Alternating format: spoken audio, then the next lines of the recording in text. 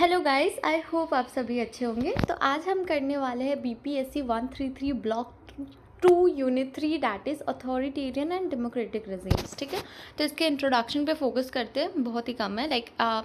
जो मेन होता है ना, जो पॉलिटिकल रिजीम्स है हमारी, ठीक है, उसको डिस्क्राइब करने के चक्कर में बहुत सारी टर्म्स आई है, मतलब बहुत सारी टर्म्स लेके आई गई, लाइक डेमोक्रेसी, ओलिगार्ची या तिरानी या ये सारे वर्ड्स, मतलब बहुत सारी निकल के आई कि हाँ ये पॉलिटिकल रिजीम्स को डिस्क्राइब कर सकती है, जो भी हमारी मॉडर्न पॉलिटिकल रिजीम्स है। ठीक है, तो हम ओवरऑल उस पूरे सिस्टम के बारे में पढ़ने वाले, लाइक अथॉरिटेरियन है या डेमोक्रेटिक रिजीम्स है, वो सारी चीज़ों के बारे में डिटेल में पढ़ने वाले। ठीक है, इस चैप्टर में देन हम आ जाते हैं government, political system and political regime के ऊपर। अब गवर्नमेंट का मतलब होता है कोई भी इंस्टीट्यूशनल प्रोसेस जिसके वजह से जो भी कलेक्टिव डिसीजन होता है ना, या फिर एक बाइंडेड डिसीजन होती है, उसको इम्प्लीमेंट किया जाता है या बनाया जाता है, तो उसे गवर्नमेंट बोलती है। मतलब जो भी एक कलेक्टिव डिसीजन को इम्प्लीमेंट करता है उसे गवर्नमेंट बोलते हैं। ठीक है, अब ये कोर फंक्शन होती है लॉ मेकिंग की, मतलब जो भी आपका लेजिस्लेशन होगा ये भी इसके अंदर में आएगा, वो लॉ मेकिंग का काम करता है। लॉ इम्प्लीमेंटेशन का काम एग्जीक्यूटिव करता है, एंड देन लॉ इंटरप्रिटेशन का काम जुरिडिक्शन करती है। ठीक है, तो ये सारी चीज़ें इसके अंदर में आती है गवर्नमेंट के अंदर में। ठीक है, तो ये हो गया हमारा गवर्नमेंट। अब अगर हम पॉलिटिकल रिजीम या पॉलिटिकल सिस्टम की बात करते हैं तो वो एक ब्रॉडर सेंस होता है, मतलब उसका सेंस थोड़ा ज़्यादा वास्ट है। ठीक है, उसके अंदर में बहुत सारी चीज़ें होती है, लाइक उसके अंदर में जो स्ट्रक्चर होती है, जो प्रोसेस होती है किसी भी चीज़ की, या फिर जो भी सिविल सोसाइटी जिस तरीके से इंटरेक्ट करती है, उसकी जो वैल्यू होती है, ठीक है, वो सारी चीज़ें इसके अंदर में आ जाएगा। इवन जो गवर्नमेंट और इंस्टीट्यूशंस है वो भी इसके अंदर में आएगा। मतलब देखो, जो गवर्नमेंट वाले पार्ट में हमने स्टडी किए वो तो इंक्लूडेड होंगे ही होंगे, उसके अलावा जो नॉन गवर्नमेंट चीज़ें हैं या फिर जो प्रोसेसेस, जो वैल्यूज़ है किसी भी सोसाइटी की, जो स्ट्रक्चर है, वो सारी चीज़ें भी इंक्लूड होती है इसके अंदर में। ठीक है, समझ आ गया ना? ओके, देन हम आ जाते हैं the purpose of classification. Then ये 3 पर्पस सर्व करता है। सबसे पहला है कि ये जो मतलब ये एनेबल करता है, जैसे कि जितना ज़्यादा अंडरस्टैंडिंग है पॉलिटिक्स या गवर्नमेंट को लेके, वो जो भी इश्यूज होती है ना उसमें इन्वॉल्व होती है। मतलब आप ओवरऑल बोल सकते हो कि जो मेन पर्पस होता है किसी भी चीज़ का, ठीक है, इसके क्लासिफिकेशन का, कि कौन सी गवर्नमेंट कौन सी टाइप से, लाइक डेमोक्रेटिक है या अथॉरिटेरियन, हम क्यों क्लासीफाई कर रहे हैं। इसलिए कर रहे हैं क्योंकि ये बताता है कि किस तरीके के इश्यूज़ वगैरह रिलेट करते हैं उनसे, कि उनकी अंडरस्टैंडिंग हो सके, वो किस तरीके से फंक्शन करती है, उसकी फंक्शनिंग पता चल सके, इसलिए। ठीक है, दूसरी चीज़ है जो प्रोसेस ऑफ क्लासिफिकेशन है, वो एक मीनिंगफुल इवैल्यूएशन देता है। एक मतलब आप बोल सकते हैं एक मीनिंगफुल इवैल्यूएशन देता है किसी भी पर्टिकुलर पॉलिटिकल रिजीम के बारे में, कि हाँ इसके बारे में एक प्रॉपर तर्क जिसे बोलते हैं ना, वो देती है। ठीक है, जिसके वजह से हम एक बेटर गवर्नेंस की ओर आगे बढ़ सकते हैं। हमें आइडिया हो जाता है ना क्या लूप होल्स है, या फिर क्या मतलब किस तरीके से फंक्शन कर रही है प्रॉपर ये। ठीक है, देन द थर्ड इज़ कि जो भी क्वेश्चंस वगैरह होते हैं ना कंक्रीट लेवल पे, लाइक डेमोक्रेटिक रिजीम्स क्यों बेटर है, या फिर कम्युनिस्ट कंट्री जो होती है, ठीक है, उनको हम किस तरीके से लेते हैं, वहाँ पे किस तरीके की कल्चर होते हैं, उस तरीके की जो भी क्वेश्चंस वगैरह होती है ना, कि क्यों बेटर है कोई भी कंट्री किसी और कंट्री से, ठीक है, इन कंपैरिजन, तो वो सारी चीज़ को कोई मतलब जवाब देने के लिए भी ये बहुत इंपॉर्टेंट है कि हम इनके क्लासिफिकेशन को स्टडी करें। ठीक है, देन हम आ जाते हैं इवैल्यूएशन ऑफ डेमोक्रेटिक रिजीम्स। ठीक है, तो इसका कि डेमोक्रेटिक रिजीम्स का इवैल्यूएशन कौन से पीरियड में कैसा कैसा हुआ है, ये सारी चीज़ें हम पढ़ेंगे इसमें। तो जो अर्लियर टाइम की अगर आप बात करें तो डेमोक्रेसी का मतलब था रूल बाय द पीपल, मतलब लोग उसे रूल करेंगे देन होगा, मतलब जब लोग रूल कर रहे हैं किसी भी चीज़ को तो उसको डेमोक्रेसी बोलेंगे। अब उसकी यूजेस जो है वो आप डिस्टिंग्विश कर सकते हो, लाइक अगर मोनार्की है तो वो एक पर्सन रूल करेगा, अगर कुछ लोगों के थ्रू रूल हो रही है तो वो एरिस्टोक्रेसी या ओलिगार्ची होगा, और अगर बहुत सारे लोग रूल कर रहे हैं उसको तो वो डेमोक्रेसी होगा। ठीक है, इस तरीके से ये चीज़ों को आप डिफ्रेंशिएट कर सकते हो। अगर आप 5th BC की बात करते हो, ठीक है, before Christ 5th BC, then कि सिर्फ छोटी माइनॉरिटी, एक मतलब आप बोल सकते हो कि बहुत ही कम पॉपुलेशन, जो अडल्ट पॉपुलेशन होती थी ना एथेंस की, वही पार्टिसिपेट कर सकती थी किसी भी पॉलिटिकल प्रोसेस में, मतलब बहुत कम लोग थे, सेलेक्टेड लोग थे। वही अगर आप 20th सेंचुरी की बात करते हो तो यूनिवर्सल सप्रीज आया था, अदर सिटीजन्स को भी इसमें मतलब इंक्लूड किया गया था कि सारे वोट कर सकते हैं जो अबाव 18 है। ठीक है, देन हमारी जो भी नेशनल इंडिपेंडेंस है उसको रीफॉर्मुलेट किया गया था एज अ डेमोक्रेटिक रिजीम्स, कि डेमोक्रेटिक रिजीम्स को आइडेंटिफाई किया गया था जहाँ पर राइट जो होती है, मतलब हर पर्सन की जो राइट होती है, कलेक्टिव राइट, जो कलेक्टिव सेल्फ डिटर्मिनेशन किया गया था, मतलब सबको रियलाइजेशन हुई थी इसके बारे में कि सबको इंक्लूड करना चाहिए, क्यों इंक्लूड करना चाहिए, ये सारी चीज़ें आई थी, ठीक है। उनके राइट को उन्हें सौंपा गया था, आप बोल सकते हो, ठीक है। तो एक मतलब एक पर्सन रिफ़र कर सकते हैं कि जो भी पीपल डेमोक्रेटिक रजीम्स होती है, ठीक है, वो specially second and third world में अगर आप देखो तो जो भी डेमोक्रेटिक लेजिटिमेसी है वो असर्ट हुई थी, ठीक है, उसको इंक्लूड किया गया था। मतलब आप ओवरऑल ये बोल सकते हो कि 20th सेंचुरी के बाद में यूनिवर्सल सफ्रेज आने के बाद हर पर्सन को इक्वल राइट मिली थी वोटिंग में या फिर पॉलिटिकल सिस्टम में, ठीक है, सिंपल टर्म्स। देन हम आ जाते हैं democratic regimes in the developed state. अगर डेवलप्ड स्टेट्स की बात करें तो जो वहाँ पे जो डेमोक्रेटिक रिजीम्स है उनकी कुछ कैरेक्टरिस्टिक है। लाइक सबसे पहला वो रिप्रेजेंट करता है पॉलिटिकल इंस्टीट्यूशन को और उनकी प्रैक्टिसेस को, जिसके अंदर में यूनिवर्सल सप्रीज भी इंक्लूडेड है। जो इलेक्शन होती है, ठीक है, रिप्रेजेंटेटिव की, वो उनको डायरेक्टली रिस्पॉन्सिबल करवाता है लोगों को लेके। मतलब जो भी आप जिनको भी इलेक्ट कर रहे हो, ठीक है, जिनके लिए भी आप वोटिंग कर रहे हो, वो आपके लिए डायरेक्ट रिस्पॉन्सिबल है। आप डायरेक्ट उनसे पूछ सकते हो या फिर वो आपको जवाब देगा अगर कुछ भी लाइक कमियां रह जाती है, कुछ नहीं हो पाता, तो इस तरीके से, ठीक है। दूसरी चीज़ जो होती है फेयर एंड मतलब फ्री एंड फेयर इलेक्शन, ठीक है। जो भी फॉर्मेशन ऑफ गवर्नमेंट होती है, ठीक है, वो बहुत सारे प्रेशर ग्रुप या जो भी लॉबिंग ऑर्गेनाइजेशंस होती है उसके थ्रू भी होती है। मतलब बहुत सारे प्रेशर ग्रुप इन्वॉल्व होते हैं उसमें, और जो भी प्रेशर ग्रुप मतलब एक ग्रुप होगा, एक संगठन होगा जिसकी कोई एक पर्टिकुलर इंटरेस्ट होती है और उसको लेके वो प्रेशराइज करते हैं गवर्नमेंट को। उनका सपोर्ट भी बहुत ज़्यादा इंपॉर्टेंट होता है गवर्नमेंट को, क्योंकि ये एक ऑर्गेनाइजेशन है पूरा, मतलब ग्रुप ऑफ पीपल है, ठीक है।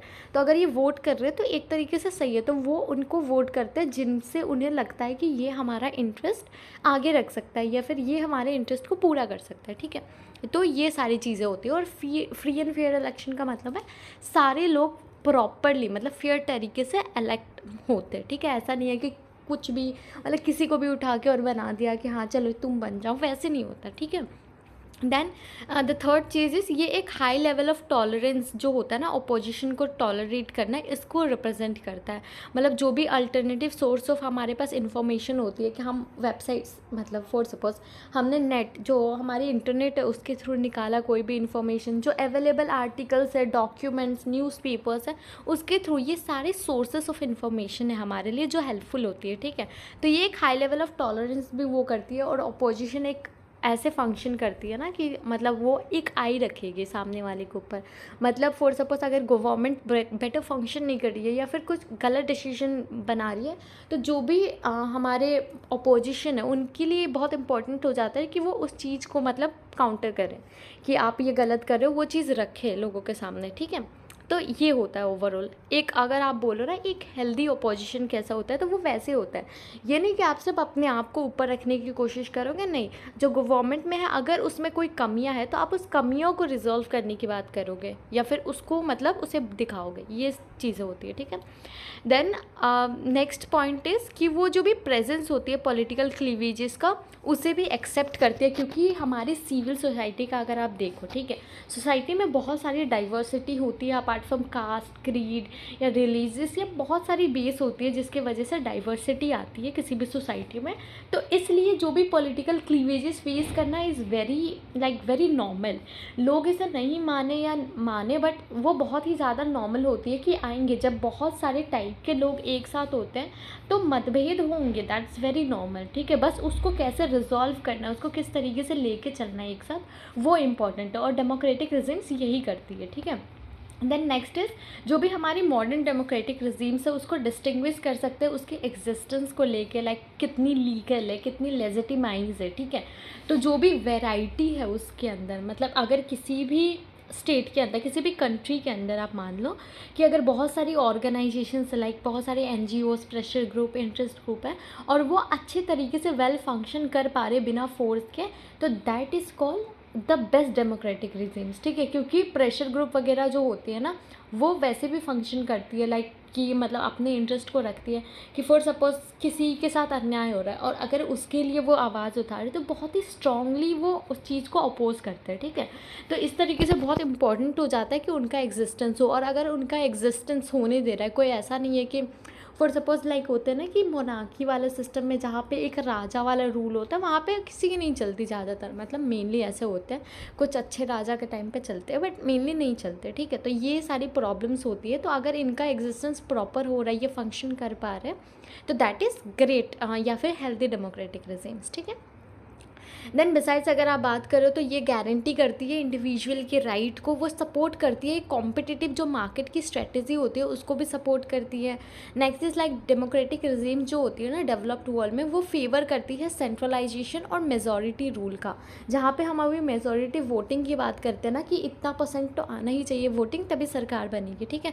तो इस तरीके से होती है, मतलब हम मेनली उस चीज़ पे फोकस करते हैं कि मेजॉरिटी रूल हो रादर देन कि मतलब जो अदर फॉर्म्स होते हैं लाइक प्लूरलिज्म, फ्रेगमेंटेशंस, ये सारी चीज़ें, ठीक है।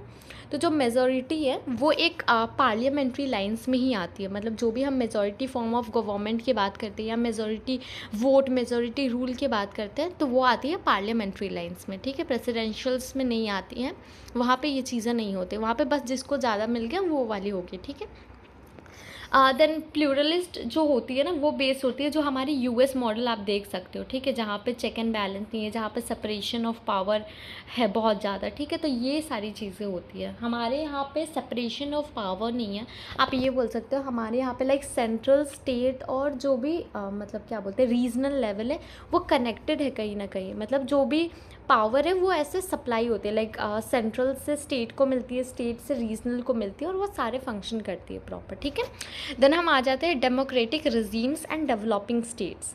तो कुछ रिजीम्स जो है वो मेंटेन करती है डेमोक्रेटिक फॉर्म को, वाइल अगर आप बोलो एक्चुअल वर्किंग में अगर आप देखो ना एक्चुअल मतलब प्रैक्टिकली, तो वो थोड़े से अथॉरिटेरियन होते हैं, ठीक है। मतलब बहुत बड़ा ऑब्स्टिकल अगर आप देखते हो ना डेमोक्रेटिक रिजीम्स के सक्सेसफुल होने में डेवलपिंग स्टेट में, तो वो होता है कि बहुत सारे डिविजन्स है, एथनिक डिविजन्स है, कि एथनिक लेवल पे बहुत ज़्यादा डाइवर्सिटी है उसके अंदर में, ठीक है। लाइक ट्राइबल्स वगैरह आप देख सकते हो या फिर रिलीजियस लाइन में देख सकते हैं, लिंग्विस्टिक लाइन में देख सकते हैं, बहुत सारी डाइवर्सिटी है जिसकी वजह से वो एक्चुअल में वो हो नहीं पाते, ठीक है, मतलब डेमोक्रेटिक फॉर्म। देन जो increase level of political participation भी है जिसकी वजह से बहुत सारे वाइड ग्रुप है जो पार्टिसिपेट करती है, उनकी अलग अलग एक्सपेक्टेशंस होती है, तो बहुत ही ज़्यादा इंपॉर्टेंट हो जाता है थोड़े से अथॉरिटेरियन मेजर्स को इम्प्लीमेंट करना, वरना फंक्शनिंग ख़राब हो जाएगी, वो एक्चुअल डेमोक्रेटिक ही नहीं रह पाएगी, लड़ाइयाँ ही हो जाएंगी कि ये ग्रुप भी आ रहा है, ये ग्रुप भी उठ के आ रहा है, ठीक है। तो ये चीज़ें होती है जिसकी वजह से थोड़ी बहुत कई बार ना जो भी गवर्नमेंट होती है उसमें ऐसी पीरियड जाती है जब वो थोड़ी सी अथॉरिटेरियन हो जाती है, that is for the shake of the country, ठीक है। हाँ, बट कई बार इसका फ़ायदा भी उठाया जा सकता है, सिक्के के दो पहलू है, वी कांट से कि नहीं कोई भी गवर्नमेंट इसका फ़ायदा नहीं उठाती, नहीं उठाती है। तो इसलिए आपके लिए बहुत इंपॉर्टेंट होता है कि आपको पता होना चाहिए कि आपका मेन गोल क्या है, आपकी मेन इंटरेस्ट क्या है, कहाँ पे अलाइन हो रही है, ठीक है। देन हम आ जाते हैं इसके अंदर ये भी बताया गया कि अनदर जो मेजर प्रॉब्लम है वो है अंडर डेवलपमेंट की, क्योंकि जो भी डेवलपिंग कंट्रीज़ होती है वो फुल्ली डेवलप नहीं हुई है, वो अभी भी डेवलप हो रही है, राइट। तो जिस उसकी वजह से भी बहुत सारी प्रॉब्लम्स आती है, लाइक इकोनॉमिक गोल्स को हम अचीव नहीं कर पाते। इवन इन इंडिया हम देखें तो हम इतने टाइम से सिर्फ हर सरकार को हम यही बोल रहे हैं कि तुम अनएम्प्लॉयमेंट नहीं हटा रहे, जबकि हमें अगर हम एक्चुअल लेवल पे सोचें ना तो that is not only about government, that is also about us. अगर फॉर सपोज़ मैं बैठ जाती हूँ या फिर मैं सिर्फ जॉब के भरोसे रहती हूँ तो कभी एम्प्लॉयमेंट नहीं होगी। गवर्नमेंट, कोई भी गवर्नमेंट आप लेके आओ, इतनी एम्प्लॉयमेंट कोई क्रिएट नहीं कर सकता जितनी तेज़ी से हमारी पॉपुलेशन बढ़ रही है। सो इट्स वेरी इंपॉर्टेंट कि हम अपने ओर से भी योगदान दें, क्योंकि आप अगर ऑनेस्टली जितना मेरे को आइडिया है, पहले के टाइम पे जो लाइसेंस राज था, आई थिंक सबको पता होगा, हम इसके बारे में थोड़ा आगे के चैप्टर में भी कुछ पढ़ लेंगे आई गेस। तो जो लाइसेंस राज था उस टाइम पे बहुत टफ थी किसी भी बिजनेस ऑनर के लिए कि वो अपना बिजनेस एस्टेब्लिश कर सके, ठीक है। बट देन वो नहीं कर पाते थे, लाइक बहुत सारी पेपर वर्क, बहुत सारी झंझट और बहुत टाइम लग जाता था। बट अभी के टाइम पे ना वो काफ़ी सही है, लाइक बहुत सारी स्कीम्स भी है जिसके थ्रू बहुत इजी हो गया कि आप अपने बिजनेस को एस्टेब्लिश कर सकते हो। अगर आप एक लीगलाइज इंस्टीट्यूशंस को होल्ड करना चाहते हो या लीगलाइज इंस्टीट्यूशन बनाना चाहते हो तो ठीक है, तो ये सारी चीज़ है। तो इट्स वेरी इंपॉर्टेंट कि हम भी अपना योगदान दें। हाँ, सरकार को तो देने ही पड़ेंगे क्योंकि हम उनको चूज़ ही उसके लिए कर रहे हैं, but it's also very important कि आप भी अपना योगदान उतना दो। ठीक है, B actual educated, what ever. ठीक है, ज्ञान की बात छोड़ते हैं, हम आ जाते हैं टॉपिक पे, that is the nature of authoritarian regimes.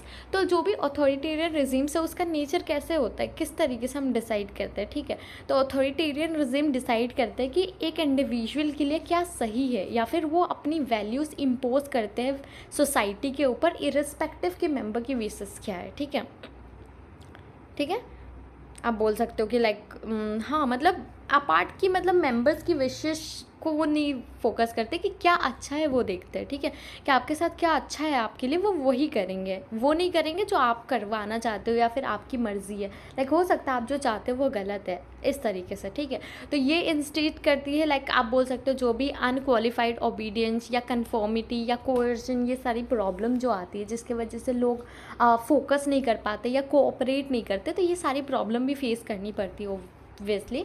तो मतलब अथॉरिटेटिव का मतलब होता है पावर अगर एक मॉरल या एथिकल लेवल पे, मतलब अगर पावर को रेस किया जाता है, मतलब कोई भी पावर को अगर मैंने उठाए या फिर बढ़ावा दिया एक मॉरल और एथिकल लेवल पे कि सामने वाले के लिए क्या अच्छा है मैं वो कर रही हूँ, तो दैट इज़ कॉल्ड अथॉरिटेटिव। ठीक है, तो अथॉरिटेरियनिज्म ख़राब नहीं है इन द सेंस कि अगर आप उसको एथिकल वे में लेकर चल रहे हो तो इसका मतलब एक अथॉरिटी होती है बिना किसी कंसेंट की या बिना किसी फोर्स के। जब आप एक अथॉरिटी एस्टेब्लिश करते हो तो उसे अथॉरिटेरियनिज्म बोलते हैं। यहाँ पे फोर्स का यूज़ नहीं होगा, सिर्फ मॉरल वैल्यू और एथिकल लेवल पे होगी। ठीक है, देन हम फटाफट आ जाते हैं कैरेक्टरिस्टिक ऑफ अथॉरिटेरियन रिजीम्स का। सबसे पहले ये सफिशिएंट पावर होल्ड करती है और जो भी कॉन्स्टिट्यूशनल लिमिटेशंस होती है वो इन पे लागू नहीं होती है। ठीक है, दूसरी चीज़ ये क्लेम मतलब इनकी जो अथॉरिटी ना हमेशा गवर्न मतलब जो स्पेशल क्वालिटी या फिर वो जो क्लेम करते हैं ना, जो भी उनके पास अथॉरिटी है वो आती है गवर्नमेंट के कंसेंट से। ठीक है, आप कुछ क्वालिटी, कुछ स्पेशल क्वालिटी की वजह से वो मिल सकती है। डिपेंड हो सकता है कि उनके पास जो मेजॉरिटी वोट है वो बहुत ज़्यादा है, बहुत सारे लोग हैं उनके सपोर्टर्स, तो इसलिए तो ये कुछ भी हो सकता है। ठीक है, ये कुछ कई बार कभी कभी ऐसा होता है कि वो वायलेंस का यूज़ कर रहे हैं। चेंजेस लीडर्स की वजह से जो चेंजेस होती है ना वो स्मूथ या पीसफुल नहीं होती है कई बार, तो वो अथॉरिटेरियनिज्म में मतलब पावर तो आपके पास है, कॉन्स्टिट्यूशनल लिमिटेशन भी नहीं है, तो कई बार वो वायलेंस और चेंजेस ऑफ लीडर्स में भी प्रॉब्लम होती है। ठीक है, देन कई बार वो फोर्स का यूज़ करती है in relation with other countries की, दूसरे कंट्रीज़ के साथ जो भी उनका रिलेशन है उसमें फोर्स यूज़ करना पड़ता है ताकि वो हम जो भी पीस है हमारा वो मेंटेन कर सके। ठीक है, लेकिन वो इंटरनेशनल पीस मेंटेन नहीं करती। फॉर सपोज अगर हमारा रिलेशन चाइना के साथ अच्छी नहीं है तो दैट हैव अ रीज़न, अगर वहाँ से अटैक होता है तो हम भी करेंगे, राइट। तो वो यूज़ ऑफ फोर्स भी कई बार आता है, but that is for a own good. ठीक है, हमारे अच्छे के लिए होता है, मतलब कंट्री के अच्छे के लिए होता है, हमारे नहीं, मतलब मेरे नहीं। ओके, देन ये करेक्टराइज होता है लो या लिमिटेड पॉलिटिकल मोबिलाइजेशन में। जो भी पॉलिटिकल मोबिलाइजेशन होती है वो कम होती है या फिर काफ़ी लिमिटेड होती है। जो भी लिमिटेड प्लूरलिज्म होती है इसके अंदर में लेस इफेक्टिवली इम्प्लीमेंट हो जाती है और कन्फाइंड होती है किसी भी पॉलिटिकल ग्रुप या फिर इंटरेस्ट ग्रुप के ऊपर, थोड़ी सी एक्सटेंड होती है। ठीक है, मतलब ओवरऑल पॉलिटिक्स से रिलेटेड ही होती है। देन इसके अंदर में जो भी पॉलिटिकल पावर होती है वो लीगली अकाउंटेबल नहीं होती है, मतलब कुछ ग्रुप लाइक सिटीजन्स को लेके वो लीगली अकाउंटेबल नहीं होंगे, इवन अगर वो थोड़े से रिस्पॉन्सिव होंगे उनके लिए कि रिस्पॉन्सिबल है कि थोड़े बहुत आप जवाबदारी दे सकते हो, बट नॉट फुल्ली अकाउंटेबल कि आपको पूरी तरीके से वो चीज़ें बतानी है उनको। ठीक है, अगर आप डेमोक्रेटिक रिजीम्स का फुल्ली डेमोक्रेटिक रिजीम्स का देखते हो तो उसमें हम फुल्ली अकाउंटेबल होते हैं, लोगों को हमें जवाबदारी देनी पड़ती है फुल्ली। बट जब आप अथॉरिटेरियनिज्म की बात करते हो तो वो थोड़ा सा ऐसा होता है कि आप मतलब वो आपकी मर्ज़ी होती है कहीं ना कहीं, क्योंकि आपके ऊपर कोई लिमिटेशन नहीं है, तो आपके ऊपर होती है फुल्ली। ठीक है, तो ये सारी चीज़ें हैं। देन हम आ जाते हैं authoritarian regimes in the post second world war period, कि post second world war period में क्या थे अथॉरिटेरियन रिजीम्स। ठीक है, क्या बोल रही हूँ मैं, हाँ ओके। अथॉरिटेरियन रिजीम्स जो है ना वो सबसे ज़्यादा एस्टेब्लिश हुई थी डेवलपिंग स्टेट में मोस्टली। ठीक है, ये रिजीम्स अगर आप पॉलिटिकल, इकोनॉमिक, कल्चरल या कोई भी आइडियोलॉजिकल फैक्टर से देखो तो उससे ज़्यादा डिपेंड होती है मिलिट्री पावर पे, क्योंकि कई बार ऐसा होता है कि यूज़ ऑफ फोर्स ज़रूरी हो जाता है, तो इसलिए मिलिट्री पावर बहुत इंपॉर्टेंट रोल प्ले करता है इसमें। ठीक है, तो वो पॉलिटिकल, इकोनॉमिक, कल्चरल पावर पे ज़्यादा फोकस नहीं करते हैं। देन इसमें मोस्टली जो भी कंट्रोल होता है वो मिलिट्री जनता का होता है, जो भी मिलिट्री ग्रुप होती है ना उनका होता है। और इस केसेस में कोई एक सिंगल इंडिविजुअल होते हैं जो पूरा पावर या फिर पूरे जनता को कंट्रोल करता है। जो भी पूरी ग्रुप है उसका एक लीडर होगा, जो ऑफन आप बोल सकते हो जो मेन पावर विदड्रॉ करता है या फिर मेन अथॉरिटी होल्ड करता है। ठीक है, ये सारी चीज़ें थी। देन आई गेस आपको अथॉरिटेरियनिज्म रजीम मतलब अथॉरिटेरियन और डेमोक्रेटिक रजीम्स के बीच का डिफरेंस पता चल गया होगा।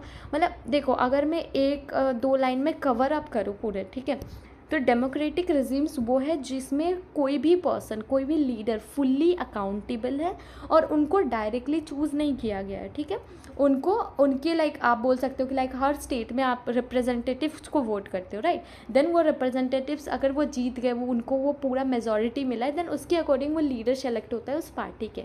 तो इस तरीके से होती है। और यहाँ पे यूज़ ऑफ फोर्स करना थोड़ा ज़्यादा टफ हो जाता है क्योंकि कुछ कॉन्स्टिट्यूशनल लिमिटेशंस होती है, फोर्स आप प्रॉपर यूज़ नहीं कर पाते, ये सारी चीज़ें होती हैं। बट जब आप अथॉरिटेरियनिज्म की बात करते हो तो ऑब्वियसली ये भी अच्छी है इन द सेंस कि मॉरल और वैल्यूज़ को या फिर किसी भी इंडिविजुअल के लिए क्या अच्छा है वो उस चीज़ पे फोकस करती है। बट कई बार ऐसा होता है कि यूज़ ऑफ फोर्स ज़रूरी हो जाता है उनके लिए ताकि वो अपने आप को काउंटर कर सके, हेल्प कर सके या कंट्री की बेनिफिट कर सके। हाँ, कई बार अगर लोग इसका फ़ायदा उठा रहे हैं दैट इज़ अलग थी कि कोई मतलब वो कर रहा है कि नहीं नहीं हमारे लिए हम तो इस तरीके से फंक्शन करेंगे। लाइक वो बोलते हो ना, राजाओं में भी अच्छे राजा है बुरे राजा है, वैसे टाइप में। ठीक है, मतलब फिर भी यहाँ पे मिलिट्री की ज़्यादा पावर होती है, वहाँ पे मिलिट्री की पावर ज़्यादा नहीं होती है। मिलिट्री एक इंस्टीट्यूशन की तरह ही फोकस करती है but not a main institution. ठीक है, एक सपोर्टिव की तरह काम करती है। तो ये था ओवरऑल। मुझे नहीं पता आपको समझ आया है नहीं, बट आई जस्ट होप आपको समझ आ गया होगा। कहीं पे भी कन्फ्यूजन होता है आप कमेंट सेक्शन में पूछ सकते हो, नो वरीज, मैं जवाब दे दूँगी इसके बारे में इनकेस अगर कुछ भी होता है। नोट्स आपको हमारे साइट पे मिल जाएंगे, लिंक आपको मिल जाएगा टेलीग्राम चैनल पे। एंड तब तक के लिए बाय बाय, टेक केयर।